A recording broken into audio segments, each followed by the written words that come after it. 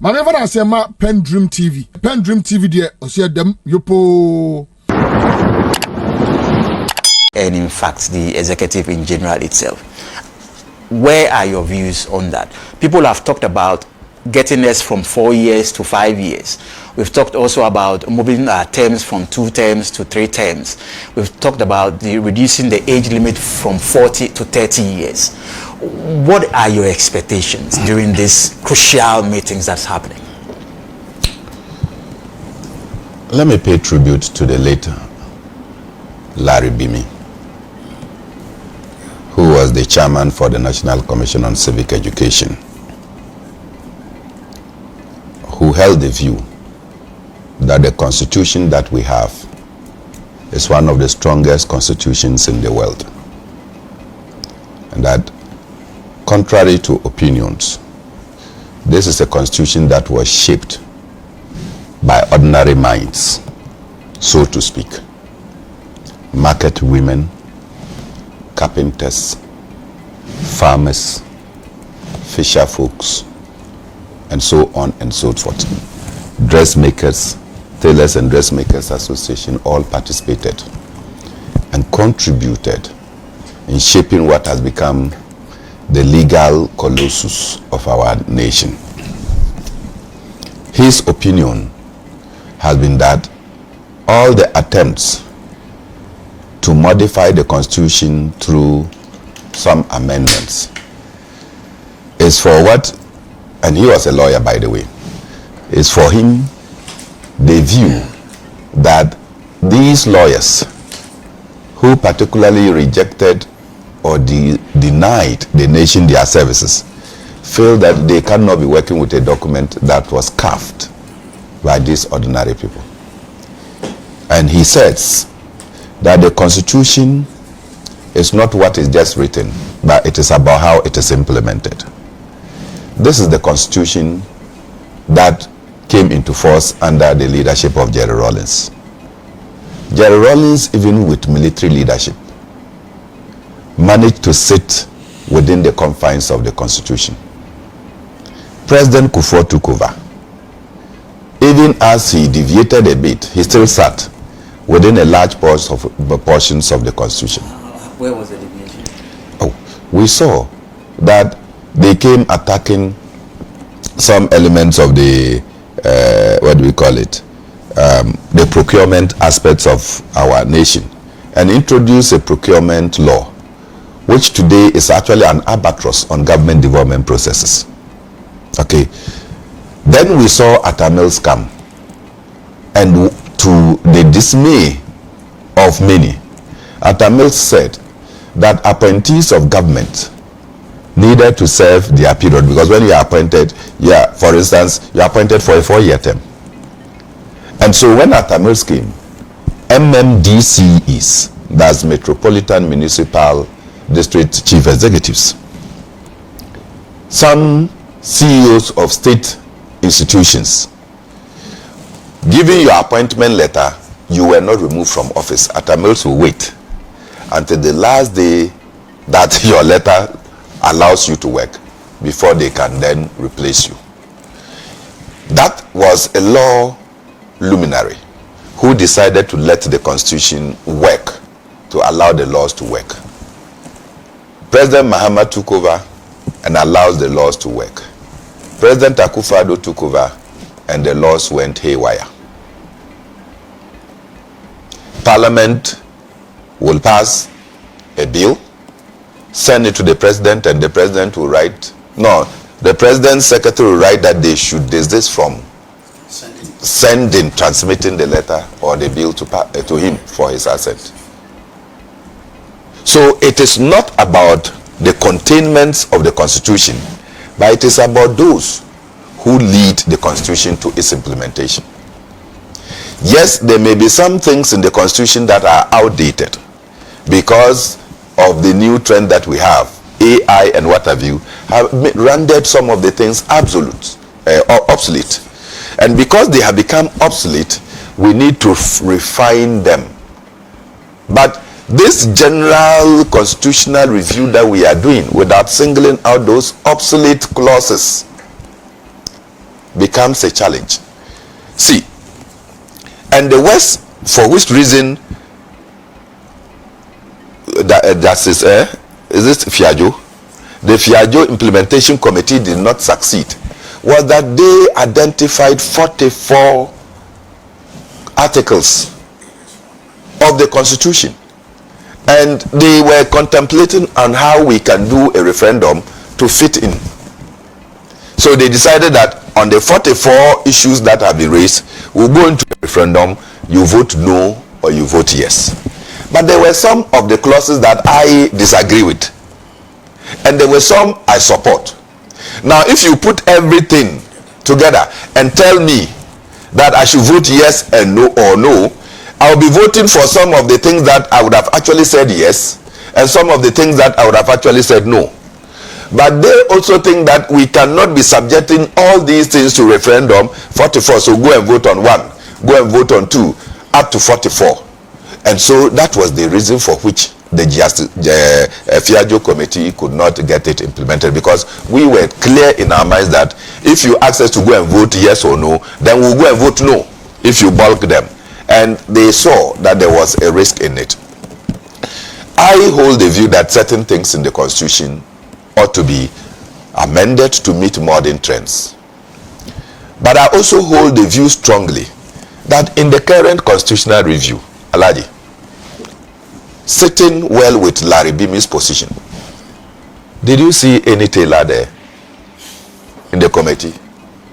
Did you see any farmer on the committee? Did you see any market woman on the committee?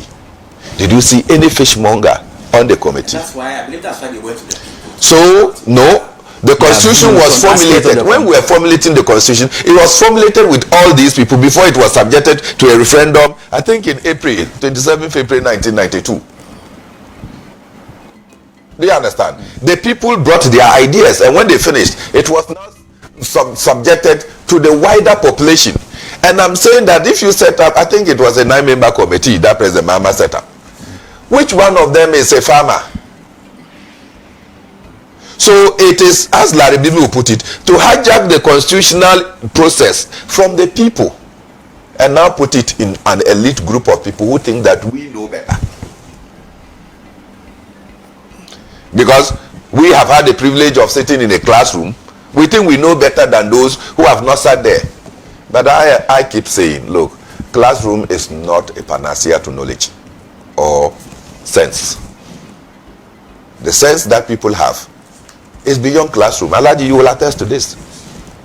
And so when we are doing these things, we must involve. And I started criticizing the committee members. We took, fine brains, so to speak, but we neglected the people. So they have also come up. And of course, ideas are being tossed. This whole thing about Western democracy that is supplanted on Africans, it's a challenge. And because it has been supplanted, when we have the alliance of Sahel states, for instance, you hear people shouting that they must return to democracy. Which democracy are we talking about? That democracy that did not deliver any good to the people for more than 62 years. That democracy that when we are going for elections, the people at the other side of the ocean are able to influence it with money and other logistics and determine the kind of leadership they want by supporting and fueling them. When they win, they pay back.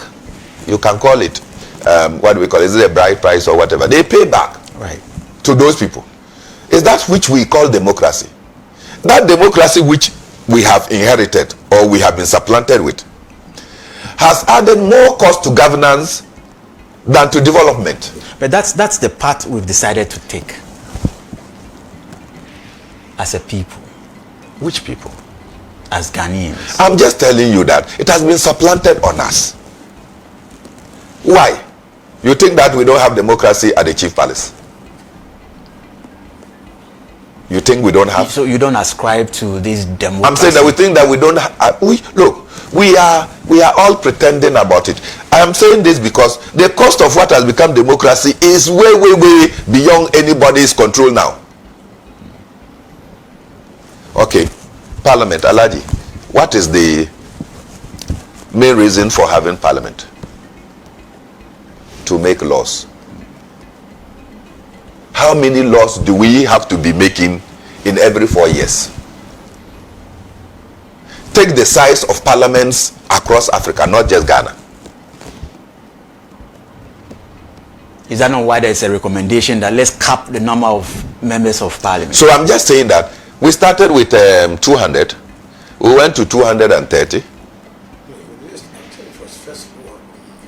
Yeah, we started with 200 and we went to 200.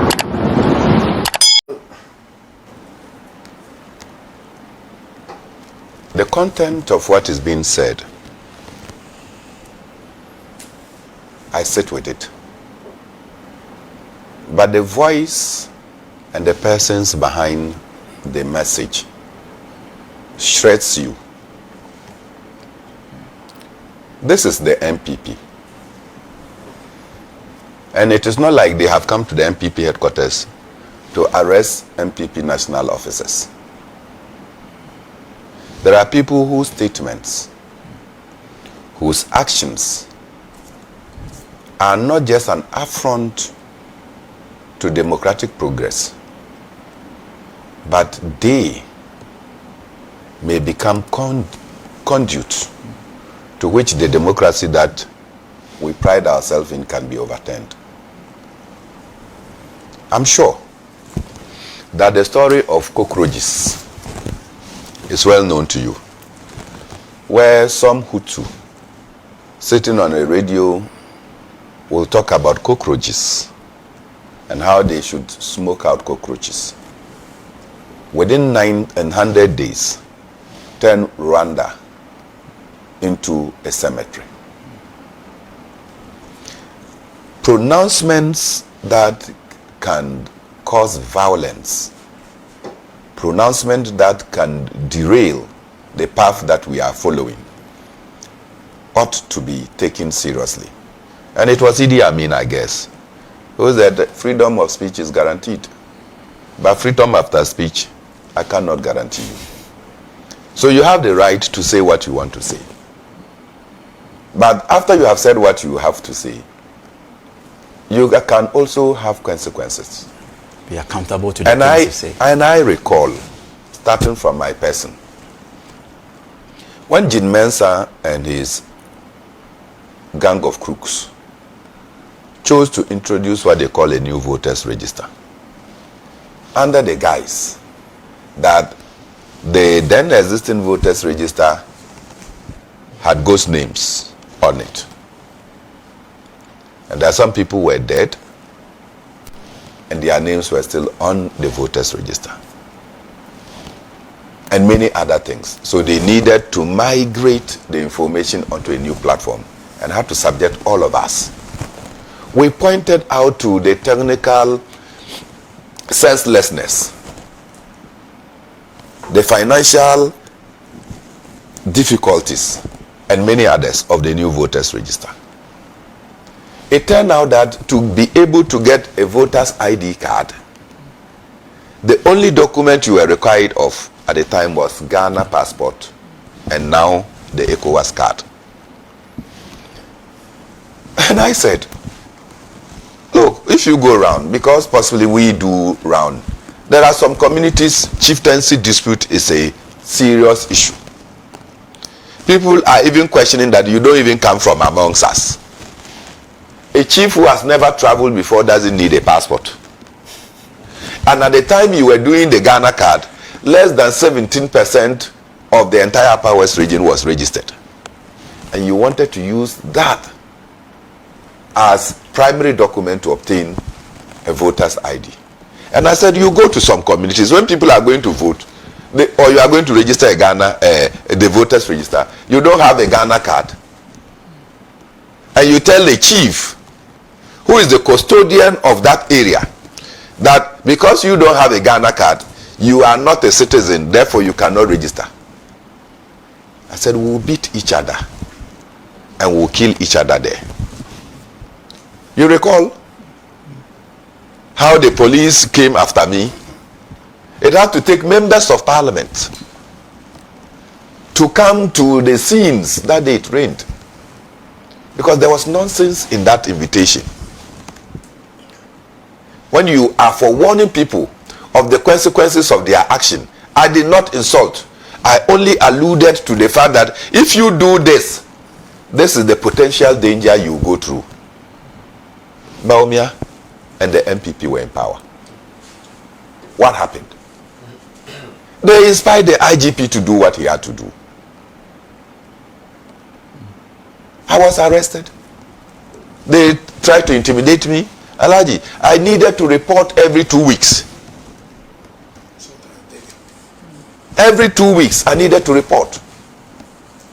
I think they are tired, so they are no more asking of me to report. This happened in this country. We sat in this country when Bobie Ansa and others were in the studio of Accra FM. All of a sudden, national security or pretentious national security operatives stormed that place, took them up. Bobie Ansa was stripped to his boxer shorts in the police cells. These things happened in this country. We sat in this country when people were speaking on Muntie FM. We call them the Muntie Three. Akogan and who? There were three of them. Mugabe, Mase. They were picked up, taken to court. The court sentenced them to 30 days or more. Worst of all, the court even charged the owners of the radio station. Owners.